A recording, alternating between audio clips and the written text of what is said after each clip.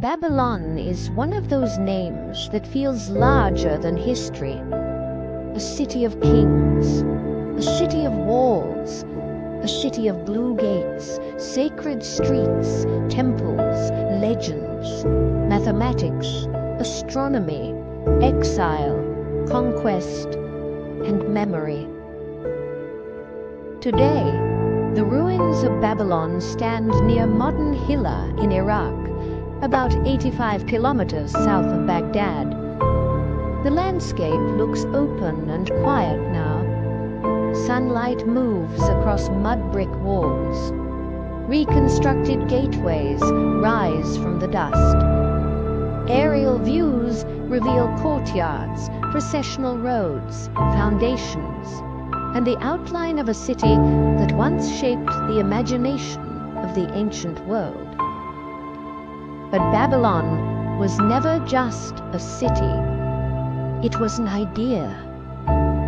Its story reaches deep into Mesopotamia, between the Tigris and Euphrates rivers, where some of the world's earliest cities, temples, laws, and writing systems developed.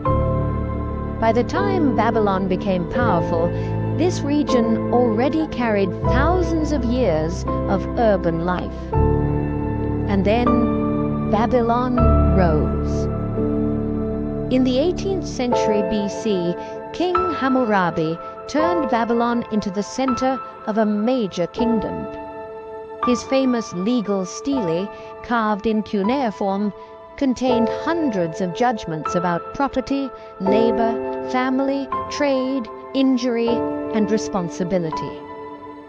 It shows us a world where power was written into stone, where law, kingship, and divine authority were presented as one system.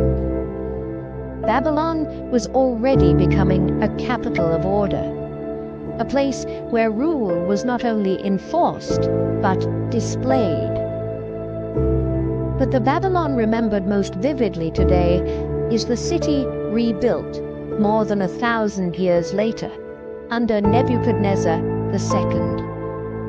In the 6th century BC, Babylon became the heart of the Neo-Babylonian Empire. This was the age of monumental walls, royal palaces, sacred temples, and one of the most famous entrances in the ancient world, the Ishtar Gate. Imagine approaching the city from the north. Before you reached the heart of Babylon, you entered a ceremonial landscape. The processional way guided movement toward the sacred center. Its walls were lined with glazed brick reliefs.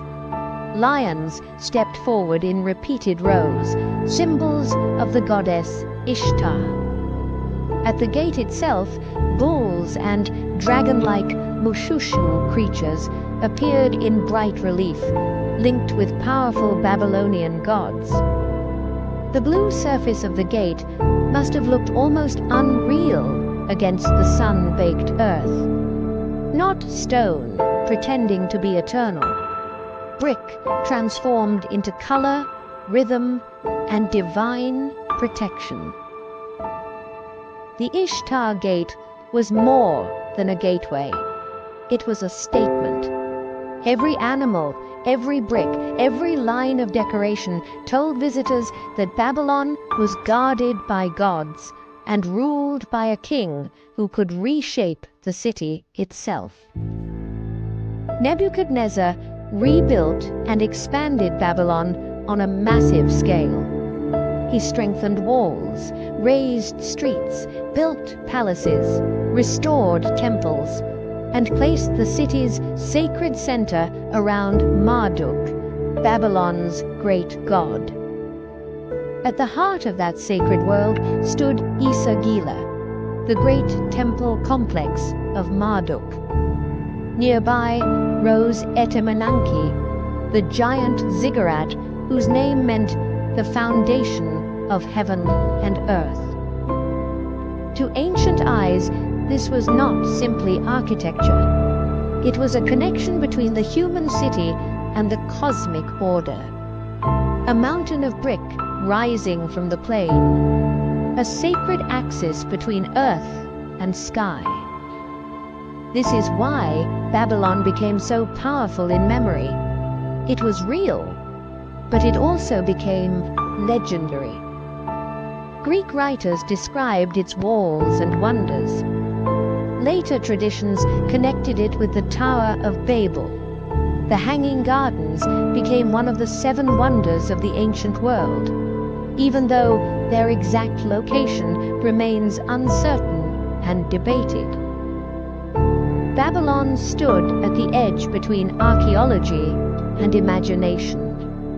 A city documented in bricks, tablets, inscriptions, and ruins, but also expanded by stories told for more than 2,000 years. And yet, beneath the legends, Babylon was deeply human. It was a working city. Scribes pressed signs into clay tablets. Priests organized festivals. Merchants moved goods through streets and canals. Workers shaped mud brick. Astronomers watched the sky. Officials counted grain, silver, labor, and land. Families lived under the shadow of palaces and temples. Babylonian knowledge traveled far beyond the city itself. Its scribes preserved mathematical and astronomical traditions that influenced later worlds. Its name became attached to law, learning, exile, empire, and divine ambition. But power never stays still. In 539 BC, Cyrus the Great of Persia took Babylon. The city did not vanish overnight. It remained important under later empires. Alexander the Great entered Babylon centuries later and died there in 323 BC. But slowly, the political center shifted. The rivers changed. The temples declined. The city that once seemed impossible to ignore became a landscape of mounds, ruins, memories, and excavations. Modern Babylon is also a complicated place. Some structures visible today are ancient remains. Some are reconstructions. Some parts were rebuilt in modern times to help visitors imagine the scale of the city. The original decorated bricks of the Ishtar Gate were excavated in the early 20th century, and a major reconstruction now stands in Berlin. So when we look at Babylon today, we are seeing layers. Ancient Babylon, excavated Babylon, reconstructed Babylon, remembered Babylon. That is what makes this place so fascinating. Babylon is not only about what survives, it is about how a city becomes larger than itself. A capital becomes a symbol, a gate becomes an icon, a ziggurat becomes a story, a ruined landscape becomes one of the most recognizable names in human history.